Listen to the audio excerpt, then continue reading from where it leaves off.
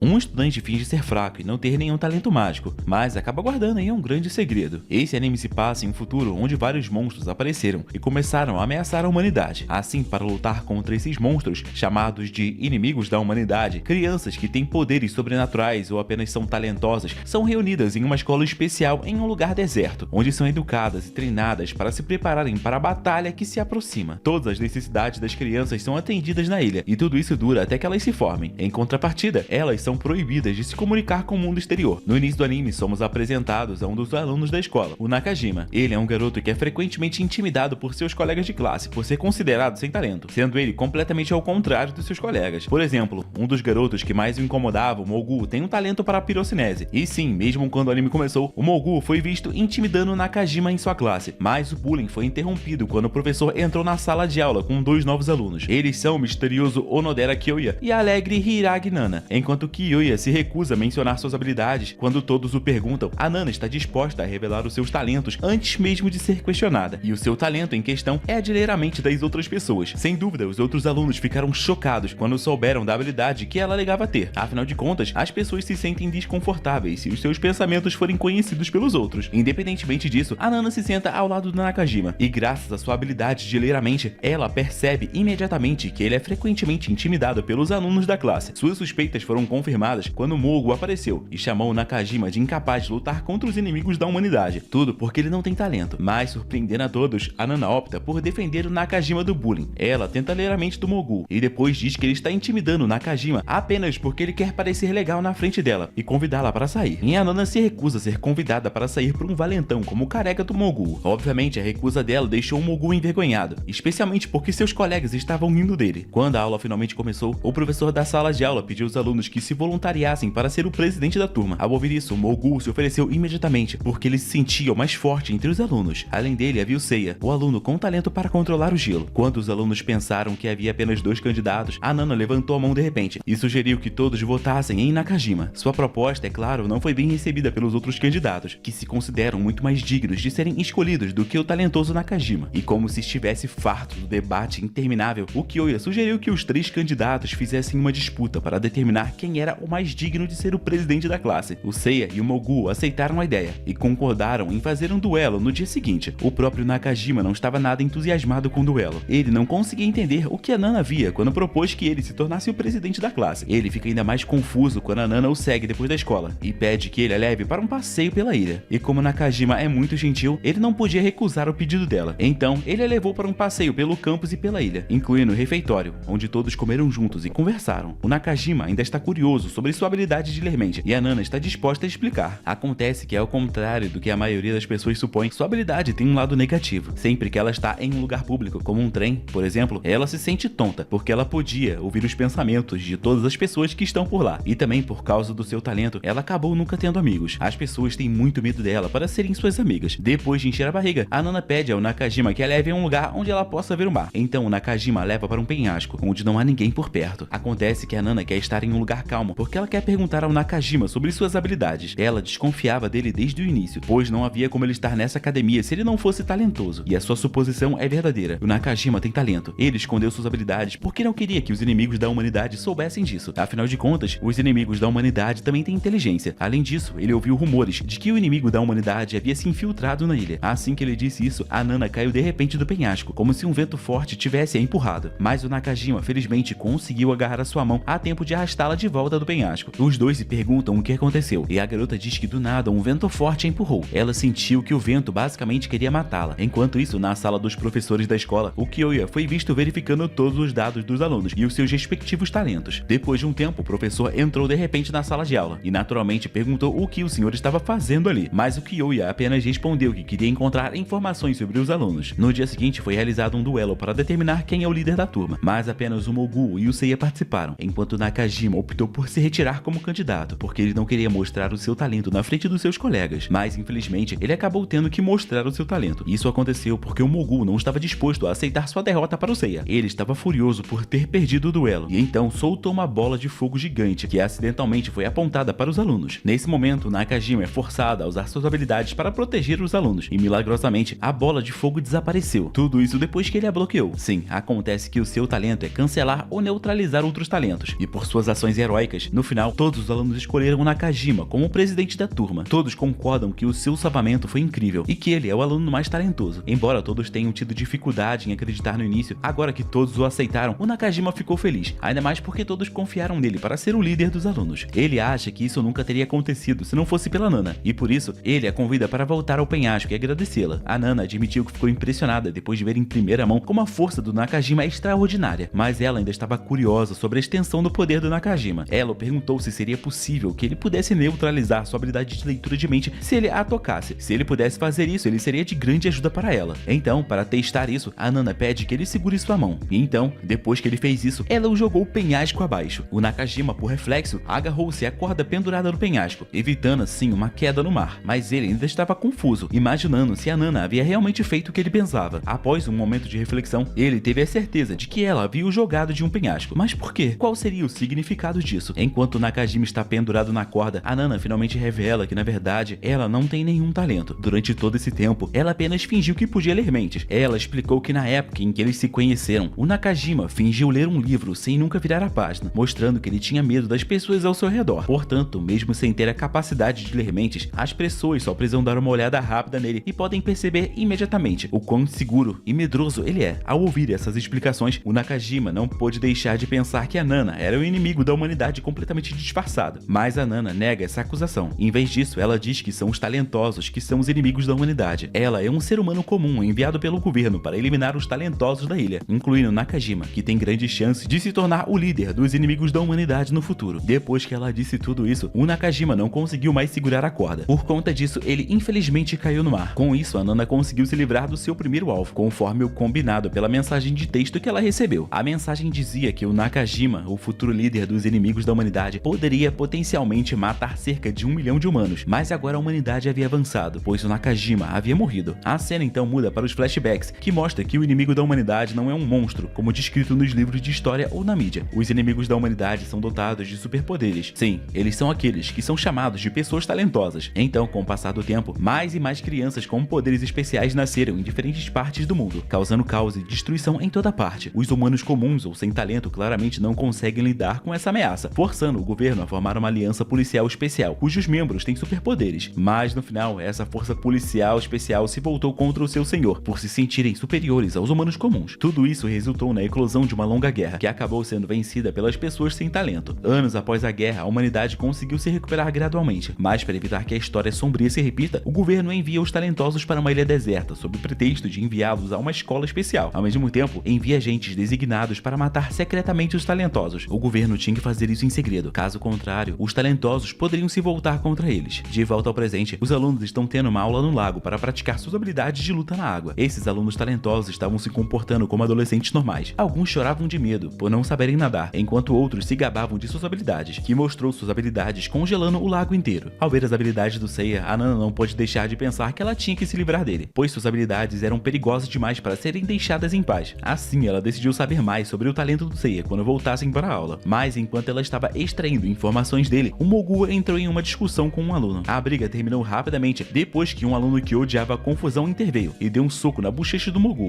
E segundo o Seiya, o aluno é o Shibusawa, que tem o talento de viajar no tempo. E pensando que o seu talento era muito mais perigoso do que o do Seiya, a Nana tentou descobrir mais informações sobre suas habilidades, levando Shibusawa para almoçar com ela. Sem mais delongas, ela imediatamente testou a habilidade dele, derramando um copo de água no Shibusawa. Assim, ela descobriu que o Seiya não estava mentindo. O Shibusawa tem um talento para viajar no tempo. Tudo isso porque a água que deveria ter sido derramada está de volta no copo. E o Shibusawa também admite para a Nana que ele pode voltar ao passado, embora seja apenas até certo ponto. A Nana entrou em pânico imediatamente quando soube de sua habilidade, e como ela não poderia estar com essa habilidade, o Shibusawa pode descobrir que ela matou Nakajima apenas voltando no tempo. Para piorar a situação, o Kyoya de repente os interrompe e pede ao Shibusawa que use sua habilidade para encontrar o Nakajima. A Nana certamente não quer que isso aconteça, então ela tenta mudar o assunto, dizendo que o Nakajima está doente, e é por isso que ele não foi à aula hoje. Mas o Kyoya não conseguia acreditar que esse fosse o caso. Seu quarto no dormitório ficava ao lado do de Nakajima, e desde a noite passada, o Nakajima não havia retornado ao seu quarto. Então Kyoya deduziu que o Nakajima estava desaparecido. Antes de desaparecer, ele sabia que a Nana era a última pessoa que estava com ele, e naquele momento, a Nana sabia que tinha que fazer algo, ou as pessoas começariam a suspeitar dela. Por acaso, ela se lembrou da história do inimigo da humanidade que se infiltrou na ilha. Então ela decidiu usá-la para criar um boato de que o Nakajima havia sido atacado por um monstro. Para que a história parecesse mais convincente, ela fingiu fingiu ler a mente do Kyoya e agiu com medo, assustada, como se tivesse acabado de descobrir que ele era um impostor disfarçado de humano. Sua atuação foi convincente o suficiente para fazer com que o Shibusawa confiasse nela, especialmente porque o Kyoya havia se interessado pelo Nakajima. O Kyoya sempre foi tão indiferente a tudo antes, mas do nada ele havia mudado, estava tão interessado no Nakajima. O Shibusawa acha que deve haver algo que ele está escondendo, mas ainda assim, o Shibusawa não conseguiria descobrir a verdade se ele não procurasse. Então ele disse a Nana que tentaria descobrir a verdade sobre o que o Kyoya disse. Ele então voltou no tempo e verificou o quarto do Nakajima na noite passada. Um momento depois, ele voltou para o lado de Nana e disse que o Kyoya estava certo. O Shibusawa descobriu que o Nakajima não retornou ao seu quarto na noite passada. E agora, aparentemente, viajar no tempo consome muita energia. E só de viajar no tempo até ontem à noite já fez com que o Shibusawa ficasse exausto. Mesmo assim, o Shibusawa não desistiu. Ele disse que ainda poderia checar o Nakajima quando ele estivesse com a Nana no penhasco. Mas isso era exatamente o que a Nana não queria ouvir. Ela tentou impedir o Shibusawa, argumentando que ele estava cansado e que era melhor continuar a sua busca amanhã. Mas é claro, o Shibusawa se recusou. Quanto mais eles adiarem a busca, mais difícil será para eles encontrarem vestígios do Nakajima. No final, a Nana não conseguiu impedir o Shibusawa de descansar e verificar só no dia anterior, mas a sorte parece estar do lado dela. Quando ele retorna ao presente, o Shibusawa conta a ela que conseguiu encontrar o Nakajima no penhasco com ela, mas ele só conseguiu assistir até o momento em que o Nakajima e a Nana deram suas mãos. Depois disso, ele ficou sem energia e teve que voltar ao presente. Em outras palavras, o Shibusawa não viu como a Nana jogou o Nakajima impiedosamente no penhasco. Então, agora que o Shibusawa estava sem energias, eles tiveram que encerrar a busca por hoje. E o Shibusawa pediu desculpas a Nana por suspeitar dela. Mas é claro, a Nana não podia se arriscar e deixar o Shibusawa voltar no tempo amanhã. Ela tinha que se livrar dele imediatamente. Então, para isso, ela encontra o Shibusawa em seu quarto no meio da noite e diz a ele que ela realmente sabe o que aconteceu com o Nakajima. Ela foi atacada pelo inimigo da humanidade quando voltavam do penhasco para casa ontem. Ela disse que o corpo dele foi esmagado e que não queria contar a mais ninguém. Ela não queria que os outros ficassem traumatizados ao ver a condição horrível do Nakajima. Mas como agora ela sabe que o Shibusawa pode voltar no tempo, ela pede para que ele salve o Nakajima. E o Shibusawa, sendo realmente uma boa pessoa, imediatamente segue a Nana, que o leva até o local, que ela diz ser onde o Nakajima foi atacado. Ao chegarem lá, ele volta ao passado, na esperança de salvar o Nakajima e trazê-lo para o presente. Mas infelizmente, o Shibusawa não percebeu que a Nana havia o levado ao lago que o Seiya havia congelado esta manhã. Para piorar a situação, o Shibusawa não sabe nadar. Portanto, ao se teleportar para o passado, ele ficará imerso nesse lago ainda não congelado. E mesmo que ele pudesse voltar ao presente, seria inútil, pois ele congelaria até a morte no mesmo lago. Com isso, a Nana já havia conseguido matar dois talentosos. Mas sendo sincero com vocês, o autor aqui manipulou a viagem no tempo ao seu favor, né? Porque se o cara voltasse de volta para o tempo atual ali com a Nana, o lago estaria congelado, ele não estaria lá embaixo, ele estaria lá em cima. Porque no momento que ele voltou pro passado, ele estava lá em cima. Mas vamos ignorar isso e vamos continuar com a história, que ela é muito boa. O autor apenas não assistiu o Stargate até o fim. No dia seguinte, o Kyoya foi secretamente ao penhasco para investigar o desaparecimento do Nakajima. Ele não encontrou muita coisa, exceto a corda quebrada e o relógio do Nakajima. Enquanto isso, a Nana começa a pensar em como ela não vai ser a suspeita de tudo. Afinal de contas, ela já se livrou de dois alunos talentosos da classe. Embora ainda não haja nenhum aluno que suspeite dela, ela não deixa de ser a culpada pelo desaparecimento dos dois alunos. Mas o mundo parece sorrir para ela, pois o Mogu e o Sei agora suspeitam do Kyoya, que por acaso não estava na sala de aula naquele momento. Mas a pessoa de quem eles estavam falando chegou pouco tempo depois, encharcada e com uma folha presa em sua cabeça. Apesar de parecer estúpido com uma folha na cabeça, a Nana ainda acha que o Kyoya é um perigo em potencial. Então, a Nana segue o Kyoya na hora do almoço, na esperança de desvendar um pouco o mistério dele. Mas ele só foi ao galpão do dormitório para alimentar um gato com leite quente. Depois disso, eles se encontraram no corredor, e desta vez, a Nana não suportou ver a folha na cabeça do Kyoya. Ela conta a ele sobre a folha, deixando-o comovido com sua bondade. Então, inesperadamente, ele a convidou para ser sua amiga, e até a levou para o seu quarto. Lá, o Kyoya revela a Nana que o seu verdadeiro objetivo ao vir para essa ilha era investigar o desaparecimento da sua irmã, que infelizmente sumiu há 5 anos atrás. Além disso, ele contou que encontrou o relógio do Nakajima durante a investigação. Com isso, a Nana ficou ainda mais convencida de que o Kyoya deveria ser removido, e ela sabe como fazer isso. Anteriormente, quando ela estava no quarto dele, ela descobriu que ele não é capaz de sentir cheiro das coisas. Então, no dia seguinte, a Nana imediatamente executou seu plano de matar o Kyoya, enchendo o galpão do dormitório com gás. Então, depois que todos os preparativos foram feitos, ela apenas esperou que ele usasse o fogão lá quando fosse esquentar o leite do gato. Certamente, ele não conseguiria sentir o cheiro do gás que estava vazando. O seu plano deu certo, e o fogão explodiu quando o Kyoya o acendeu, envolvendo o galpão em chamas. Foi aí que a Nana começou a agir novamente como uma boa aluna, correndo em direção ao galpão e fingindo estar preocupada com o Kyoya. O que ela não sabia é que o talento dele é a imortalidade, o que significa que o Kyoya não pode morrer, não importa como ela tente matá-lo. O Kyoya desconfiou imediatamente da Nana, porque ela parecia chocada ao vê-lo ainda vivo. A habilidade dela não é ler mentes, então porque ela não sabe que o talento dele é a imortalidade. Mas a ainda assim, suas suspeitas não eram suficientes. O Kyoya ainda não tinha provas de que a Nana era a pessoa que tentou o matar, e também não tinha provas de que ela é responsável pelo desaparecimento do Nakajima e do Shibusawa. No dia seguinte, na aula, o Kyoya discute a explosão e o incêndio no galpão com os alunos, mas em vez de apontar diretamente a Nana como culpada, ele disse aos alunos que foi o inimigo da humanidade que tentou matá-lo ontem, mas os alunos não acreditam que o inimigo esteja nessa ilha. Um momento depois, as meninas da classe ficaram subitamente animadas. Acontece que a causa é a Michiro, uma das meninas da classe. Ela recebeu uma carta de amor de uma pessoa anônima, a pedindo para encontrá-lo depois da escola. A própria Michiro tem um talento para curar feridas. Assim, embora estivesse feliz com a carta de amor, ela imediatamente tentou curar a Nana, depois de ver sua perna machucada. E o método de cura dela é bem simples, basta ela lamber. Mesmo assim, o seu tempo de vida seria reduzido toda vez que ela usasse o seu poder. Um poder realmente cruel para uma garota tão boa. E o que acaba sendo ainda mais triste é o fato de que o remetente da carta não apareceu, fazendo com que a Michiro ficasse esperando por ele. Então, ao invés do remetente, quem apareceu foi a Nana. Ela diz que o homem que a Michiro estava esperando não existe, porque a carta de amor é apenas uma pegadinha criada por suas colegas de classe. A Michiro começa a chorar ao descobrir que as suas duas amigas, que ela considerou amigas aí por tanto tempo, a humilharam com piadas estúpidas. Mas por outro lado, ela ficou feliz porque a Nana lhe contou sobre a carta, e obviamente ela agradeceu por conta disso. Bem, a Nana poderia ter encontrado o seu próximo alvo para matar, mas agora ela tinha que ser mais cuidadosa, porque desde o incidente da explosão, o Kyoya ainda suspeita dela. Ele até a observou enquanto ela conversava com a Michiro. Mais tarde, naquela noite, em seu quarto, a Nana pensa em como deve matar a Michiro. A garota tem a habilidade de cura, portanto, se a Nana ferir seu corpo, ela pode curar a ferida facilmente, e a única maneira possível é apunhalá-la pelas costas. Dessa forma, ela não conseguiria lamber o ferimento. Mas quando a Nana saiu do seu quarto para ir ao quarto de Michiro, para sua surpresa, ela encontrou o Kyoya de guarda em sua porta. Ela perguntou o que ele estava fazendo no dormitório feminino. Mesmo assim, ele já havia preparado sua resposta. Ele tinha medo de que ela fosse atacada pelo inimigo, e por isso decidiu protegê-la. E pensando que não poderia sair dali com o Kyoya, a Nana resolveu ligar a música bem alto e sair pela janela. No entanto, isso não foi o suficiente para enganar o Kyoya, que conseguiu adivinhar que ela estava colocando música de propósito para tentar fugir dele. Ele tinha certeza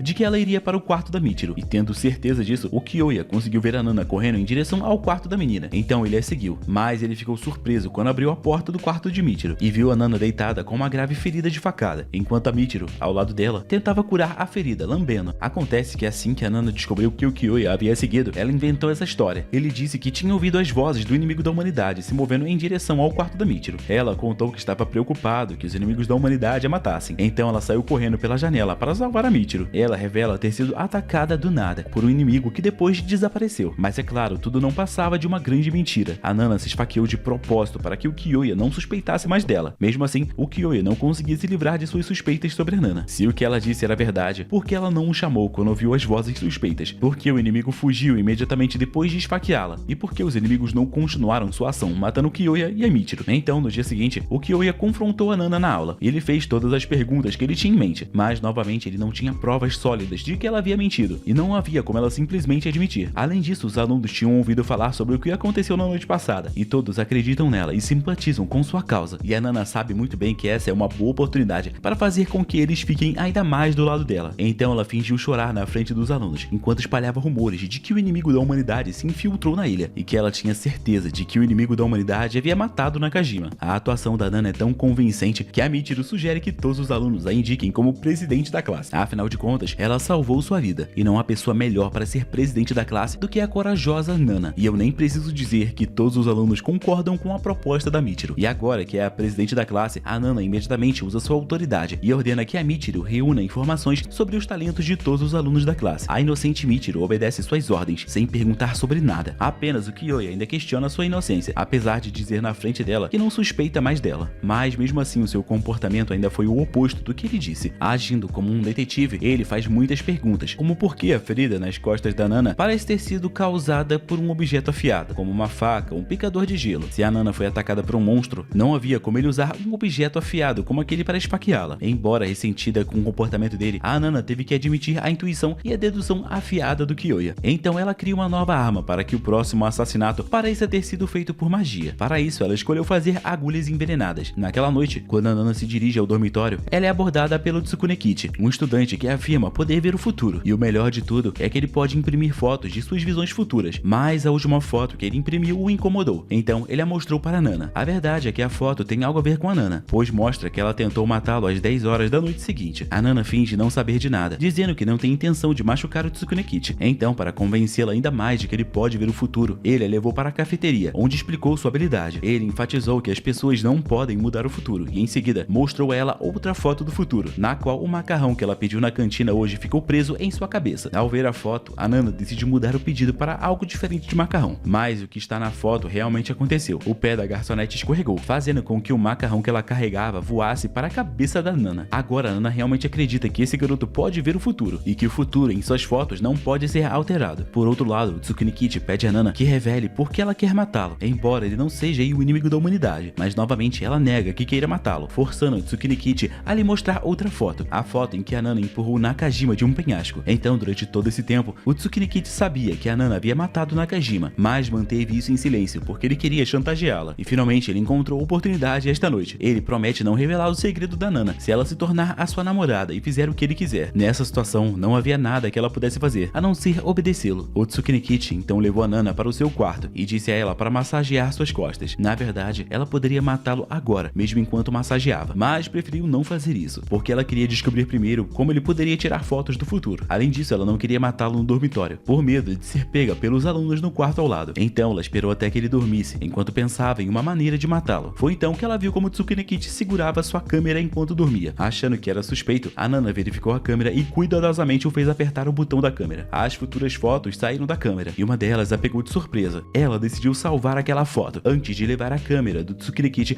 para fora do dormitório, fingindo verificar se poderia usá-la para ver o futuro. Mas aparentemente, apenas o Tsukunikichi pode usar a câmera para fotografar o futuro. Quando a Nana usa, suas fotos produzem apenas imagens comuns. Então, com isso, a Nana finalmente entendeu como o Tsukunikichi podia tirar fotos do futuro. Acontece que ele viu o futuro em seu sonho, e depois imprimiu seu sonho por meio da câmera. No dia seguinte, o Tsukunikichi percebeu que a Nana havia levado sua câmera na noite passada. Ele percebeu isso porque ele podia tirar 5 fotos do futuro por dia, nada menos e nada mais do que isso. Quando acordou de manhã, ele encontrou apenas 4 fotos, o que indica que alguém havia roubado uma delas, e ninguém mais pode fazer isso além da Nana. Quando ele revistou o corpo da Nana, ele encontrou uma foto escondida no bolso da Nana, e o que é ainda mais surpreendente é que a foto mostrava a Nana morta, com o corpo amarrado por cordas. A foto fez o Tsukunikichi acreditar que ele não morreria esta noite. Em vez dele, quem morreria seria a Nana. Por isso, ele pediu a Nana que o encontrasse no galpão às 22 horas, para provar que ele realmente não iria morrer. Mas é claro, o Tsukunikichi morreria esta noite. A foto que ele encontrou no bolso da Nana era apenas uma foto falsa que ela preparou usando a câmera dele para enganá-lo. A foto original mostra o Kyoya segurando o corpo morto do Tsukunikichi no banheiro. Por isso, a Nana ficou surpresa ao ver a foto da noite passada. Então, depois de enganar o Tsukunikichi com sucesso, a Nana foi ao banheiro mais cedo do que ele, para poder matá-lo secretamente. Mas, quando ele estava prestes a entrar no local, a caixa de agulhas envenenadas que ela preparou caiu acidentalmente, forçando a estrangular o pescoço do Tsukunikichi com uma corda, assim como a primeira foto. Mas acontece que o Tsukunikichi chegou ao galpão com os preparativos. Ele desamarrou as cordas em volta do pescoço e reverteu a situação. Mas, nesse momento, a Nana pegou a agulha envenenada e a espetou em seu braço, derrubando-o no chão. Em seu momento de morte, o Tsukunikichi demonstra estar confuso, perguntando-se por que ele acabou morto ao invés da Nana. Ele só podia amaldiçoar a sua estupidez, e no fim, depois de saber a verdade por ela, ele só pôde reclamar e amaldiçoar a sua estupidez. No final, ele morreu depois que o veneno se espalhou por todo o seu corpo, exatamente como foi visto na foto. Um tempo depois, o Kyoya e a Michiru chegam ao galpão. Na verdade, eles estavam procurando o Tsukunikichi e decidiram procurar no galpão, pois não o encontraram em seu quarto. Infelizmente, eles chegaram tarde demais. Por outro lado, a Nana já havia preparado uma desculpa para estar no galpão na mesma noite em que ele morreu. Ela conta para o Kyoya e a Michiru que o Tsukunikichi foi atacado pelo inimigo da humanidade, e quando ela chegou ao galpão, ela já o encontrou morto. O Kyoya não acredita nela, especialmente porque ele já havia encontrado a foto falsa. Além disso, os outros alunos tinham ouvido do Tsukunikichi que ele estava namorando a Nana. A foto e as informações fizeram Kyoya suspeitar que deveria haver algo entre o Tsukunikichi e a Nana. Mais uma vez, a Nana previu que isso aconteceria. Ela explica que o Tsukunikichi tirou fotos dela nua, e ele as usou para forçá-la a namorar com ele. Se ela recusasse, ele iria espalhar as fotos para a turma. Ao perceber que a história faz sentido, o Kyoya não pôde deixar de soltar a Nana. Ele não sabia que a Nana tinha ido ao quarto do Tsukunikichi para pegar o restante das futuras fotos, mas para sua surpresa, ela descobriu que faltava uma foto. Pior ainda, uma foto que mostrava a Nana empurrando Nakajima de um penhasco. A foto acabou sendo carregada por Tsukunikichi sob seu uniforme, e agora a foto foi encontrada por Michiru, que ainda estava no galpão. Como esperado, a Michiru decidiu mostrar a foto para a Nana. Ela achou que deveria perguntar a Nana o que a foto significava. No entanto, a decisão dela a salvou, pois fez com que a Nana cancelasse a sua intenção de matá-la. Ao invés disso, ela explica a Michiru que o Tsukunikichi é muito bom em edição de fotos, e que ele usa suas habilidades de edição para chantagear outros alunos, assim como fez com ela. A Michiru acredita na explicação de Nana, e até mesmo obedece quando a Nana pede que ela mantenha essa foto que ela encontrou em segredo. No dia seguinte, enquanto os alunos assistiam ao funeral do Tsukunekichi, o Kyoya apareceu de repente e sugeriu que eles fizessem uma autópsia no corpo do Tsukunekichi. Mas quando ele estava prestes a abrir o caixão, o Tsukunekichi se levantou como se ainda estivesse vivo. Acontece que isso foi obra do Shinji, um aluno com talento para necromancia. Ao ver o Shinji controlando um cadáver daquela forma, uma garota chamada Yuka o repreendeu, mas o Shinji argumentou que precisava fazer isso para descobrir a verdadeira causa da morte do Tsukunekichi. Então,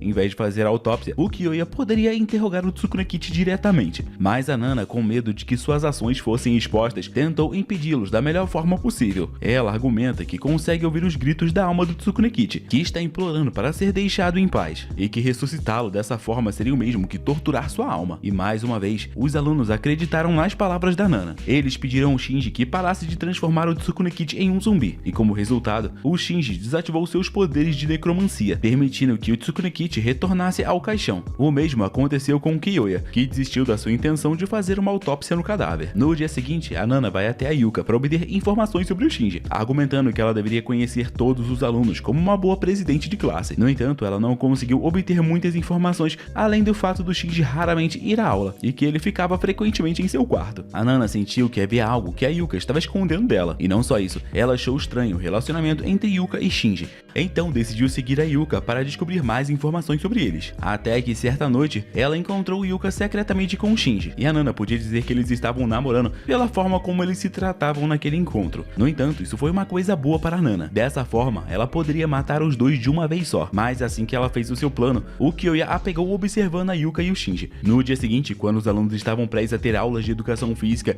a Nana fingiu estar doente e pediu a Michiru que a levasse para a enfermaria. Mas assim que a Michiru sai, ela se levanta da cama e vai para o dormitório dos meninos, onde mata o Shinji enfiando uma agulha envenenada em seu pescoço. Mas quando ela estava prestes a voltar para a enfermaria, ela encontrou um gato preso em um ralo, o que a fez se atrasar para voltar à enfermaria. Assim, quando o Kyoya e a Michiru terminaram a aula de educação física e foram para a enfermaria para ver como estava a Nana, eles não a encontraram lá. Mas a essa altura, a Nana não parecia mais se importar se o Kyoya suspeitava dela. Tudo o que ela queria agora era que o gato fosse salvo, e por isso ela pediu ao Kyoya e a Yuka que a ajudassem a salvá-lo. A Yuka lhe disse uma vez que ela tinha super força, o que poderia ser muito útil em uma situação como essa. No entanto, a Yuka se recusa a ajudá-la, argumentando que tem alergia a gatos. No final, elas realmente não precisam usar a super força ou qualquer outra coisa, pois o gato foi tirado de lá com uma isca de comida de gato. Mais tarde, naquela noite, a Nana entrou no quarto da Yuka para matá-la, mas quando ela estava prestes a enfiar a agulha envenenada, alguém a atacou por trás. Era o Shinji, que deveria ter morrido naquela noite. Aqui, finalmente é revelado que, na verdade, a Yuka é a necromante, enquanto o Shinji é o dono do talento de super força. O Shinji morreu há muito tempo e agora ele é apenas um cadáver vivo controlado por Yuka. Ela então revela a Nana como o Shinji morreu. Então, antes de serem enviados para a ilha, a Yuka e o Shinji já estavam namorando. Mas um dia, quando os dois estavam assistindo a um filme no cinema, houve um incêndio que acabou matando o Shinji. Foi então que a Yuka, que ama demais o Shinji, decidiu ressuscitá-lo como um morto-vivo. E graças ao Shinji, ela finalmente sabe que a Nana é uma assassina de sangue frio. Ela até pode supor que a Nana matou o Nakajima e os outros, mas quando a Yuka ameaça denunciá-la aos outros alunos, a Nana inesperadamente admite que ela realmente matou o Nakajima e os outros. Mas apesar de matar pessoas, ela afirma não ser tão cruel quanto a Yuka. Afinal, ela deixou as pessoas descansarem em paz, enquanto a Yuka brincava com os corpos das pessoas e as transformava em zumbis. Usando esse fato, ela ameaçou denunciar a Yuka para os outros alunos. Mesmo assim, a Nana está disposta a manter o segredo de Yuka, e ela também promete parar de tentar matá-la, desde que ela não revele seus crimes aos outros alunos. A Yuka, é claro, recusou a oferta. Ela até achou que a Nana não entendia sua posição. Agora, nesse momento, a Yuka tinha uma vantagem sobre a Nana, então ela não tem o direito de propor um acordo a ela. Ao ouvir isso, a Nana não quis desistir ainda. Ela oferece mais uma coisa para que a Yuka aceite sua oferta, ou seja, ela dirá a Yuka o que o Shinji pensa. Nesse momento, a Yuka ainda acreditava que a Nana tinha o talento de ler a mente das pessoas, mesmo que essa pessoa estivesse morta. Então ela pede ao Shinji que deixe a Nana ir embora, antes de dizer a ela que cumpra sua promessa. A Nana faz o que é pedido e afirma que o Shinji quer a Yuka morta. E depois de dizer isso, ela fugiu para fora, deixando a Yuka, que finalmente percebeu que tinha acabado de ser enganada. Enfurecida, a Yuka perseguiu a Nana, que estava correndo em direção às montanhas. Ela até ressuscitou os cadáveres dos arredores e ordenou que eles a capturassem. Haviam muitos cadáveres que a Yuka havia ressuscitado, a ponto de fazer a Nana se perguntar de onde vieram esses cadáveres. O governo que a enviou nunca mencionou que essa ilha continha tantos cadáveres assim. E depois de pensar por um momento, ela encontrou apenas duas possibilidades em relação aos cadáveres. Ou as gerações anteriores se mataram com talento, ou foram mortas pelos agentes secretos enviados antes da Nana. No final, a Nana conseguiu escapar dos zumbis, e quando ficou sozinha, ela pensou em como a Yuka poderia controlar os zumbis. Ela tentou se lembrar do que viu no quarto de Yuka, até que finalmente se deu conta das coisas embaixo da cama dela. Não há outro jeito, pensou a Nana. A Yuka deve controlar as pessoas usando os seus pertences. Independente disso, a situação atual ainda não era completamente segura para que a Nana parece de correr. E assim, ela continuou a fugir dos zumbis, até que finalmente encontrou uma cabana abandonada. Em uma pequena construção, ela de repente teve a ideia de como poderia escapar da perseguição da Yuka e seus zumbis. Por isso, antes de se esconder na cabana, ela mexeu na porta primeiro. Seu plano era se esconder lá até o sol nascer. Com base nas características do Shinji, que nunca foi à escola durante o dia, a Nana imaginou que os zumbis não conseguem se mover quando existe a luz do sol. Então, quando o sol nascesse, seria sua chance perfeita de escapar. Momentos depois, a Yuka conseguiu encontrar a Nana na cabana, mas ela não queria arriscar ficar lá. Então ela decidiu ir para casa com o Shinji. Ela só trancou a porta da cabana por fora, antes de sair para evitar que a Nana escapasse. Ela planeja voltar para a cabana com o seu exército de zumbis quando escurecer. E quando ela voltou para a cabana à noite, ela ficou furiosa quando descobriu que a Nana havia fugido. Ela imediatamente ordenou que suas tropas de zumbi procurassem pela Nana em todos os cantos da floresta. No entanto, ela nunca foi encontrada, mesmo quando o sol já havia nascido. Então, o Yuka foi forçado a voltar para o dormitório sem resultados. Mas foi nesse momento, quando ela passou pelos portões do dormitório carregando Shinji em suas costas, que a Nana finalmente reapareceu. Sem mais delongas, ela se lançou sobre a Yuka, pressionando-a nas costas, e começou a procurar por algo que a Yuka pudesse usar para controlar o Shinji. Não demorou muito para encontrá-lo, que acabou sendo o trabalho escolar do Shinji. Aqui é revelado que para poder controlar os cadáveres, a Yuka precisa pegar objetos que foram tocados pelos cadáveres durante a vida deles. Com o papel em suas mãos, a Nana ameaça a Yuka para que leve o Shinji com ela até o penhasco, onde ela então explica como saiu da cabana trancada. O método foi simples, disse ela. Em vez de forçar a porta, ela removeu os parafusos das dobradiças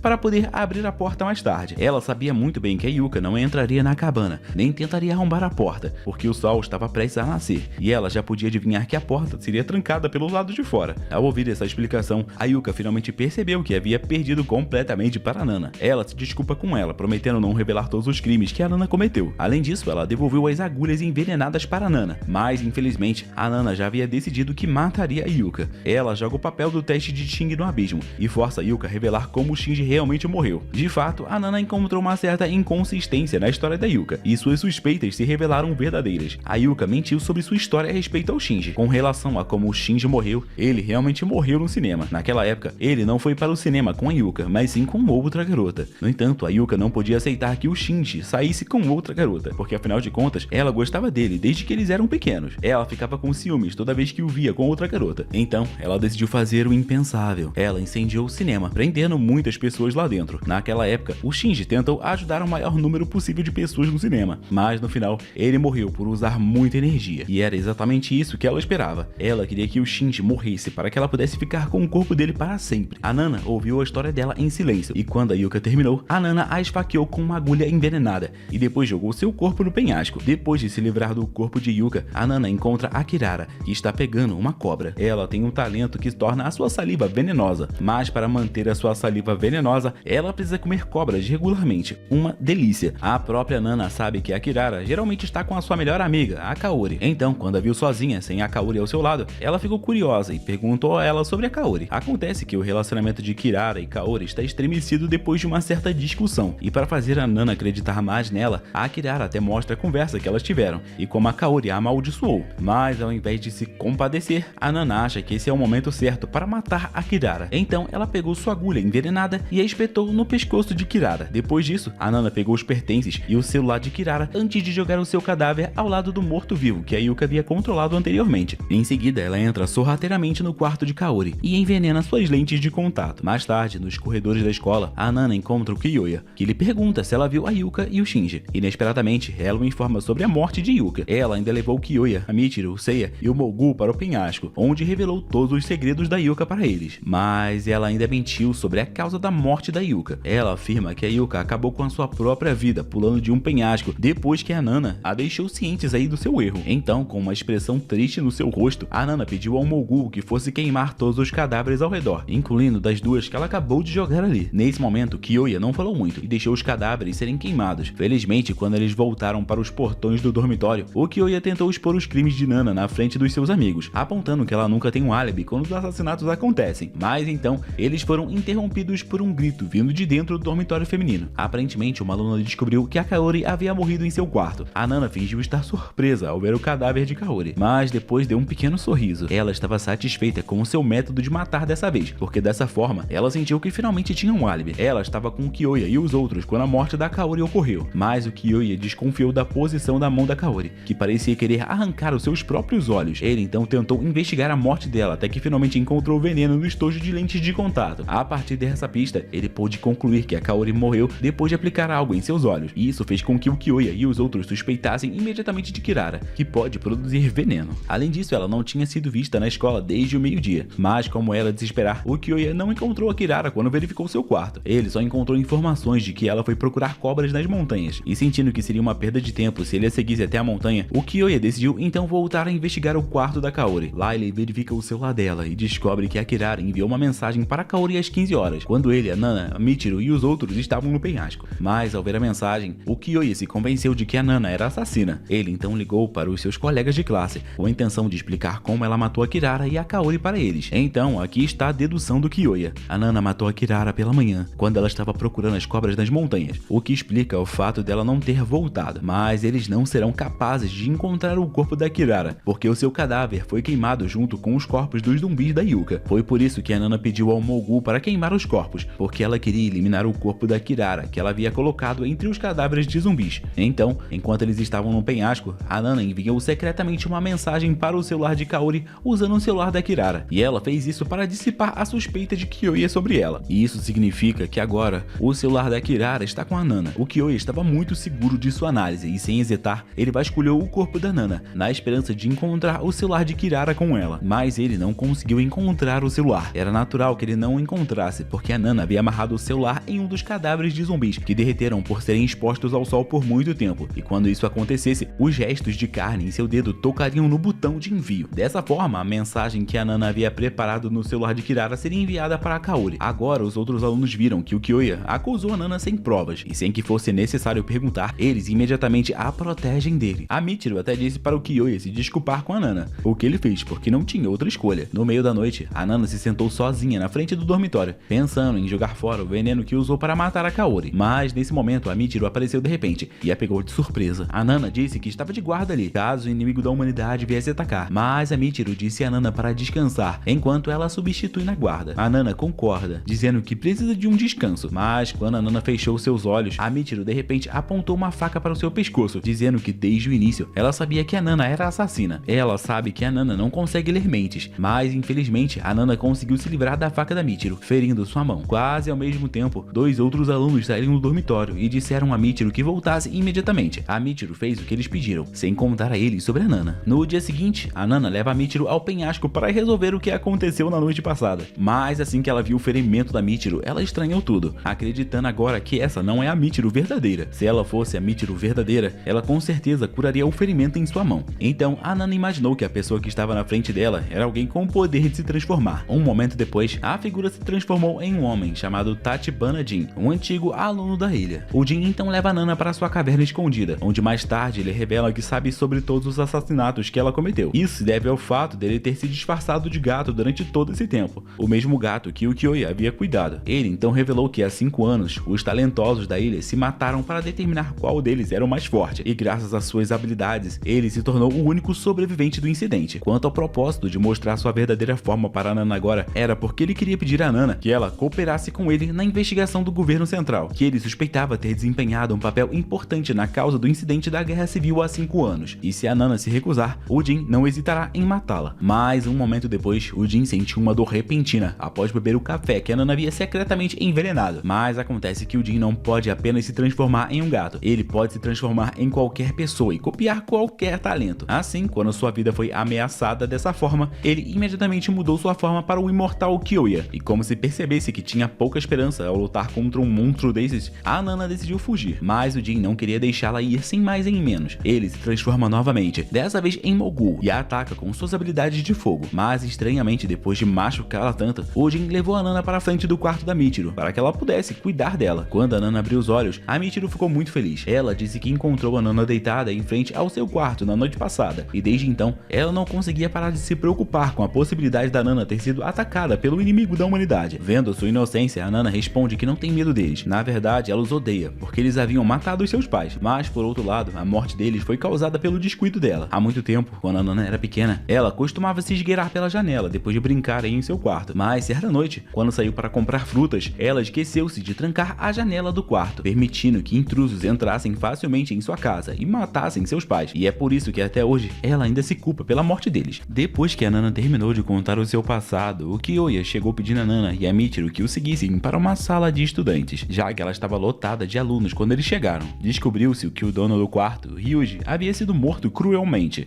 mas ao contrário dos assassinatos anteriores, dessa vez o assassino não era a Nana. Como um detetive, o Kyoya interrogou o Mogu, cujo quarto é vizinho ao de Ryuji, para descobrir o que aconteceu na noite passada. Mas anteriormente o Mogu ficou em seu quarto a noite toda, ocupado dando aula para os seus 3 capangas, e todos eles não ouviram nada do quarto de Ryuji. O Kyoya então interrogou os 3 capangas de Mogu e pediu que mostrassem seus talentos. A primeira pessoa interrogada revelou ter apenas o talento de mudar a voz. A segunda pessoa pode fazer uma projeção astral, enquanto a terceira é um homem magnético. Além dos 3 capangas, a Fuko, a namorada de Ryuji, que foi a primeira a encontrar o seu cadáver. Ela era a pessoa mais suspeita, especialmente depois que o Kyoya descobriu que ela tinha talento para controlar elementos. Quando o Kyoya pediu que ela demonstrasse seu talento, ela usou o vento para atacar o Kyoya e, coincidentemente, o Ryuji foi encontrado morto em frente à janela aberta, permitindo que o vento entrasse livremente em seu quarto. Mas quando o Kyoya estava prestes a continuar sua investigação, o professor veio até eles para dizer que os superiores que estavam se dirigindo à escola e estavam em risco. Obviamente, isso não passava de uma desculpa, porque o Kyoya queria denunciar os assassinatos na escola para eles. Assim, a Nana e a Michiru foram forçadas a continuar a investigação sem o Kyoya, pois ele foi tentar descobrir mais sobre esse outro assunto. E elas conseguiram encontrar evidências de que o Ryuji não abriu a janela do seu quarto para deixar o vento entrar, mas porque ele queria fugir depois de perceber que seria morto. Alguns momentos depois, quando a Nana estava sozinha em seu quarto, um aliado bateu na porta para entregar seu novo uniforme, porque o antigo havia sido rasgado pelo ataque do Jin. Mas nesse momento a Nana se lembrou de que seu frasco de veneno havia sumido, e ela nunca tirou o veneno do bolso do uniforme antigo. Então, muito provavelmente foi a Michiru que o pegou enquanto cuidava dela. Mas antes que a Nana pudesse ir ao quarto da Michiru para procurar o veneno, o Kyoya voltou para convidá-la a interrogar a Fuko. O interrogatório, no entanto, não trouxe nenhuma informação nova. Em vez disso, a Fuko começou a chorar, implorando a Nana que a ajude a vingar a morte do Ryuji. Após o interrogatório inútil, a Nana finalmente vai ao quarto da Michiru para procurar o frasco de veneno. Por acaso, nesse momento, a Michiru não estava em seu quarto, dando a Nana a liberdade de procurar em todo o quarto. Mas ao invés de encontrar o veneno, ela acidentalmente encontra o diário de Michiru. No diário, a Michiru escreveu sobre suas experiências desde que conheceu a Nana na sala de aula, e como sempre, a considerou sua melhor amiga. E ela não queria nem ver a Nana triste, como quando ela contou sobre a morte de seus pais. Pouco tempo depois, o Jin apareceu de repente atrás da Nana, mostrando-lhe o frasco de veneno. Foi ele quem tirou o frasco dela. E depois de devolver o veneno para ela, ele jura que vai descobrir quem é o responsável por transformar a Nana em uma assassina. Mas ele culpou levemente a Nana por suspeitar que a Michiru tinha roubado seu frasco de veneno, pois até mesmo o próprio Jin sabe que a Michiru é uma garota inocente que sempre trata a Nana muito bem. E é realmente ultrajante a Nana suspeitar dela. Antes de sair, o Jin pediu a Nana que verificasse o banheiro da Michiru. Ele estava preocupado, porque a Michiru estava lá por muito tempo. Quando a Nana abriu a porta do banheiro, ela encontrou a Michiru inconsciente na banheira. Depois de pensar um pouco, a Nana decidiu salvar a Michiru. Ela levou 2 dias cuidando da Michiru, até que finalmente a garota acordou. Acontece que ela desmaiou porque havia ajudado um gato. Antes da Nana chegar em seu quarto, o Jin se aproxima da Michiru com um gato ferido, pedindo que ela salve o gato. A Michiru acaba salvando o gato, mas por usar demais os seus poderes, ela desmaiou enquanto tomava banho. Enquanto isso, Jin encontra um coelho morto com um corte no pescoço, o mesmo ferimento do gato que a Michiru resgatou. A pessoa que feriu o coelho ainda estava por perto, e o Jin sabia disso. Então ele entrou em contato com a pessoa e disse que sabia que ela era o assassino do Ryuji. E na verdade, ele não se importava com quem seria o próximo alvo do assassino. Ele só pediu para a pessoa parar de ferir e matar animais inocentes. A cena então muda para o escritório do governo central, onde o comitê ordena que o mentor de Nana vá para essa ilha. Mas é claro, ele não foi enviado para salvar os talentosos. Sua missão é acelerar o processo de eliminação dos talentosos. De volta à ilha, a Michiru parece ter se recuperado gradualmente, e por causa disso, a Nana se lembrou de que havia perdido muito tempo cuidando da Michiru. Ela tinha que voltar ao trabalho de matar os alunos, e ela já havia escolhido seu próximo alvo, que era a Fuko. Mas quando a Nana estava prestes a ir embora, a Michiru tentou lhe pedir para ficar mais um pouco com ela. Aqui, a Nana começa a ficar chateada, afinal ela não pode simpatizar com a Michiru. Se seus superiores descobrissem que ela cuidou da Michiru em vez de matá-la, com certeza eles a matariam, e ela certamente prefere que a Michiru morra do que ela mesma. mesma. Antes de matá-la, ela quer saber primeiro por que a Michiru é tão gentil com ela e por que ela sempre cura suas feridas. O motivo é que ela tinha uma amiga que morreu de câncer. Desde então, ela sempre se arrependeu de não ter podido fazer nada para curar sua melhor amiga. Sua habilidade só pode curar ferimentos externos, não doenças mortais como câncer, e é por isso que ela sempre cura Nana. Ela não quer perder mais nenhum amigo e fará o que for preciso para curar seus amigos com suas habilidades. A história de Michiru comoveu a Nana, por isso ela hesitou em matá-la. Mais tarde, a Michiru encontra Nana em seu quarto, porque algo está incomodando em relação à morte dos seus pais. Ela se lembra do fato de que a Nana lhe disse que havia saído escondida depois que ela havia terminado de brincar no quarto. E isso fez a Michiru se perguntar se quando a Nana saiu do seu quarto estava bagunçado. Ao ouvir a pergunta de Michiru, a Nana se lembrou de que seu quarto já estava arrumado quando ela acordou no dia seguinte. E isso significa que os seus pais limparam seu quarto enquanto ela dormia e trancaram a janela do quarto. Isso significa que eles estão mortos porque talvez um ladrão tenha invadido a casa. E obviamente ele não invadiu a casa pelo quarto dela. A Nana ficou chocada quando percebeu tudo isso e a Michiru imediatamente a abraçou enquanto a acalmava. Ela pede que a Nana não se sinta responsável ou continue se culpando pela morte dos seus pais. E nesse momento, a Nana decidiu que não mataria a Michiru. Na verdade, ela nem conseguiria matá-la depois de tudo isso. No dia seguinte, o relacionamento das duas se transformou em um relacionamento de melhores amigas. A Nana e a Michiru trocaram presentes e sorriram alegremente uma para a outra. Porém, mais tarde naquela noite, o Jin procurou a Nana e a informou que a Michiru poderia ser o alvo do assassino. Um pouco antes, o Jin a viu caminhando em direção à praia e ele se disfarçou de Mogul e perguntou a ela onde ela estava indo. E ela simplesmente respondeu que alguém havia lhe pedido para encontrá-lo. Preocupada, a Nana saiu correndo para procurar a Michiru e ela não tinha ido muito longe. E quando seu celular tocou de repente, era a voz de um homem que estava furioso pela Nana ter sido negligente ao completar sua missão. Ele exige que ela mate imediatamente todos os alunos da ilha, inclusive a Michiru. Enquanto isso, a Michiru finalmente encontra o assassino, que imediatamente a ataca e a encurrala. Pouco antes de o assassino desferir o golpe final, a Nana chega bem a tempo de protegê-la. Como resultado, a Nana foi atingida pelo ataque do assassino. E a Nana já sabia que a pessoa que tentou matar a Michiru agora era a mesma pessoa que matou o Ryuji. E ele não era outro, senão o capanga do Mogul, que tem talento para projeção astral. Com sua forma espiritual, o Rintaro continuou a esfaquear a Nana, que persistia em proteger a Michiru. Mas a Nana percebeu que não poderia protegê-la para sempre. Então começou a insultar a Michiru, esperando que ela o odiasse e fosse embora. Sua tática funcionou bem. Apesar de inicialmente se recusar a ir embora, a Michiru foge depois que a Nana diz que nunca a considerou sua amiga, e ela só estava usando a estupidez dela ao seu favor. Ao ver a Michiru ir embora, o Rintaro pretende acabar com a Nana para poder alcançar a Michiru. No entanto, de repente, ele gemeu de dor, enquanto segurava o pescoço, como se ele tivesse sido estrangulado. O que realmente aconteceu com ele? Bom, para saber a resposta, temos que voltar a algum tempo atrás, antes da Nana ir procurar a Michiru. Desde então, a Nana encontrou o Kyoya e lhe contou sobre a identidade do assassino, o Rintaro. Portanto, enquanto procurava por Michiru, ela pediu ao Kyoya que encontrasse o corpo verdadeiro do Rintaro e o detesse. Após algum tempo de busca, o Kyoya finalmente encontrou o corpo verdadeiro do Rintaro, escondido no cubículo do banheiro. Então ele decidiu estrangulá-lo para fazer com que o seu corpo astral voltasse ao corpo original, salvando assim a Nana ao mesmo tempo. Mas infelizmente ele chegou um pouco tarde demais, porque agora a Nana estava gravemente ferida. Ela até percebeu que estava morrendo, e quando a imagem dos seus falecidos pais passaram por sua mente, ela pensou que pelo menos ela poderia deixar esse mundo com um sorriso, pois finalmente havia encontrado um amigo que nunca teve. Enquanto a Nana estava deitada no chão em seu último suspiro, a Michiru voltou inesperadamente e curou seu ferimento. Mas acontece que os ferimentos da Nana são muito graves, o que acaba forçando a Michiru a usar toda a sua energia para curá-la. No final, a Michiru consegue salvar a Nana, mesmo que isso acabasse lhe custando sua própria vida. E a série termina mostrando a Nana abraçando a Michiru, chorando amargamente pela perda da única amiga que ela teve. E a moral que pode ser aprendida com esse anime é que nunca devemos confiar em uma mulher, pois ela pode ser amiga de todo mundo, mas ela preferiu matar a todos e só perdoou no fim uma mulher, porque a mulher basicamente fazia tudo o que ela pedia, a curava infinitamente. Resumindo, as pessoas só querem amigos que oferecem seus corpos e almas para eles, enquanto eles não querem oferecer nada pra gente. Resumindo, não tem amigos.